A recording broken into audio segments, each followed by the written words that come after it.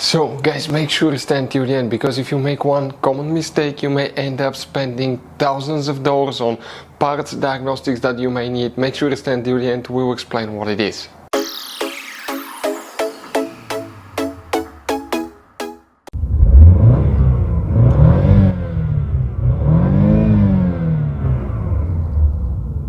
Hey guys, welcome back to Electrical Car Repair Live. Thank you guys for watching and subscribing to the channel. Today will be super helpful video to any of you having a Dodge Challenger this generation right here, guys, from year 2014 to year 2024. If you have one of those, you have a problem where transmission doesn't want to shift, stay with us, we'll explain what we see here at the garage. It could be, by the way, super easy fix, but it could be something that will require more money. Always check, make sure you stay until the end, because it could be super simple fix. Also, if you need to buy replacement parts to use at a good price, we'll share the information in the video for your convenience. So let's start on it now. So before we start, guys, let us tell you a little bit about us. Every single car we get here at the garage, we try to make at least 200 to 300 free repair videos. We take them completely apart, we show you how to fix transmissions, engines, bodywork, electrical components, fuses, relays. Why we do all that, guys? Because our mission at the shop is to save you as much money as we can. All we need in return, please subscribe to the channel, like the video, that way we can keep making these free videos.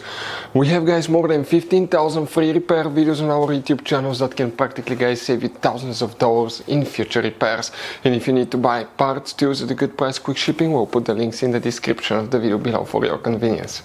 Hey guys, so now what can cause transmission not to shift? Multiple things, but the first thing you want to check is some major fuses, relays for the transmission control module. Then we'll explain, of course, what else we see quite often in the garage that could be easy fix as well, guys. So what we first need to do, open the hood, and when you open the hood facing the engine, you may have a V6, V8, it works for both. You have a fuse box next to your engine. You see these two tabs, press them together, lift the cover up, and you're going to find a fuse box with a layout like this one here. Before we, guys, continue, let's explain quickly why it's always a good idea to test fuses and relays. It is, guys, very important to test fuses and relays. On those fuses you cannot clearly see if they're burnt or not, especially you can see in the JK's fuses as well. And if you guys assume, okay, let's say you remove a fuse, you look at it and you assume, guys, that it's actually a good fuse, but it's actually a bad fuse. Sometimes you cannot clearly see that. What can easily happen, guys, at that point, you can put the bad fuse in and you start replacing parts and tools that you don't need to, so you lose your time, you lose your money to fix a problem that doesn't exist, when all we had to do is test the fuse and replace it. We'll put a link to a special video that will teach you how to test fuses, how to check relays very easily as well, guys. So check it out, it will be in the description of the video below. So guys, what we need to check now, multiple fuses, relays. Starting here, the first thing you want to check is actually, guys, fuse 29. We're talking about that fuse right here. You want to check fuse 39, right, 31, 34, 35, check these fuses as well. You want to check fuse 37 right here as well, very important fuse. After that, guys, you need to check relay 44 right there. Okay, check that relay. Next, you need to open the trunk. In the trunk you have another fuse box. Lift up the carpet liner, underneath you have the spare tire, that's the car battery. Behind it you have a fuse box here, that's a closer look. Press the tabs together, pull the cover up, and you have that layout here. Specifically here, guys, we need to check one more fuse, and that's known as fuse number 26, guys. So fuse 26, some of you will, some of you will not have it. That's 27, 26 will be right here. If you have it, check it as well. Now, if you have problems with the transmission, other things that we see quite often, guys, come, I'll show you something this way. We're gonna get the light for the camera, and I want to show you something on the brake paddle. That's something most people never think about. In order to shift the transmission shifter, you know how you have to press the brake pedal, then you need to apply, the button here and shift it, right? But guys, why you press the brake pedal? You see that's your brake pedal right here. Okay, now let's go from underneath. Perfect, just like that. That device right there, that's a brake light switch. If we press the brake pedal, watch how it moves. It registers that you press the brake pedal. It sends that information to the transmission control module, powertrain module. If the brake light switch is bad, you may get these problems, guys. So in that case, what you need to do, test brake light switch. We'll have videos on our YouTube channels how to do that. Next, brake light switch might be good, but even if you install a new one, you often need to calibrate it on these new vehicles.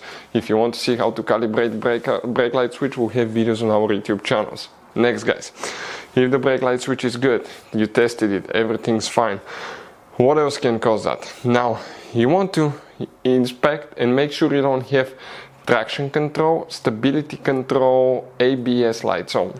If you do, check fuses and relays for the ABS module. We will have the video on the channel. This is ABS module, guys. This is the computer. It works together with the transmission. That module, guys, okay, that module is quite complicated.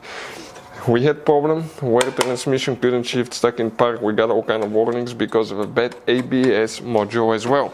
That's the one that we actually replaced on a Dodge vehicle, guys, because of that. So we had to replace it, program it, and we fixed it that way. If you want to see how to replace ABS module, how to program it, we'll have videos on our YouTube channels. Next, that's your shifter, guys, here, right? The shifter, it doesn't have a cable like it used to back in the day. Okay, you have wires right here, okay, and then you have this wire right there. So, and one practically you have right here as well. That goes, guys, okay, to the switch. Okay, now you can see that's a locking solenoid right here. And if that shifter, guys, okay, if that shifter wire is disconnected, that can cause these problems too. Sometimes it could be a bad shifter, but always remove the console, inspect the shifter, make sure everything's plugged in. We had a case where a wire came loose, we got a message, service shifter, transmission problems, it was stuck, we couldn't shift it because of that. Next, guys, okay, we tested ABS modules, fuses, relays, transmission relays. Another thing that you may need to consider checking, okay, at that point, will be, even before you start anything else, I would recommend car battery. Now, guys, we have a special video about symptoms of bad car battery on Dodge Challenger that teaches you how to test your battery the correct way. If you do it the wrong way, you may think you have a good battery, the engine computer may think you have a good battery, but unstable voltage can cause transmission to be chaotic, and we've seen people replacing transmissions when all they had to do is test the battery the correct way, replace it, and that fixed the problem. Believe it or not, we've seen people spending $5,000 to $10,000 on new transmissions. Another thing, guys, after that, the battery is good. If it's still not fixed, okay, at that point, you will need to, guys, get a scanner. Retrieve the codes from the engine computer, transmission control module, see what codes you have. That will tell you, okay, what exactly is happening. And you will know it could be just a shifter solenoid causing that. If you want to see how to test transmission solenoid, how to replace transmission solenoid on a car, it's not too complicated. We'll have videos on our YouTube channels that will teach you how to do that step by step, guys. But that will be a little bit more complicated. We just hope it's bad battery, brake light switch, or a fuse in most cases.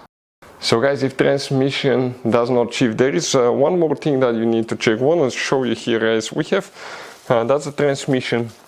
See that lever here, guys? Okay, the transmission is electronically controlled, but that lever here attaches to that cable, and that cable, guys, is actually the lever that overrides the shifter. You have electronic shifter, it doesn't move any cable, any mechanical cables, but you have one mechanical cable right here by the shifter that can release the transmission and override the shifter. Make sure that it's not in up position, because that can cause the transmission not to work as well.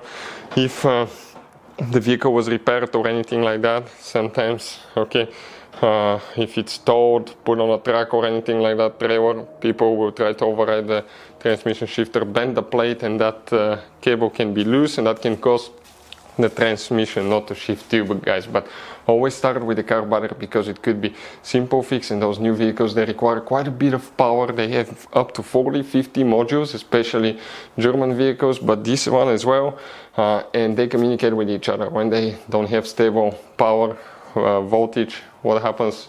Chaotic things, guys. So always test your battery the correct way. So guys, this Dodge Challenger has all kinds of different fuses and relays. Those could be really hard to find if you're in the middle of nowhere. We'll guys put a link in the description of the video below where you can get some spare ones put in the glove box, because one time we needed a spare, we couldn't find one, and we were stuck in the middle of nowhere because of that, guys. Hopefully the video will be helpful. Thank you guys for watching, and see you next time.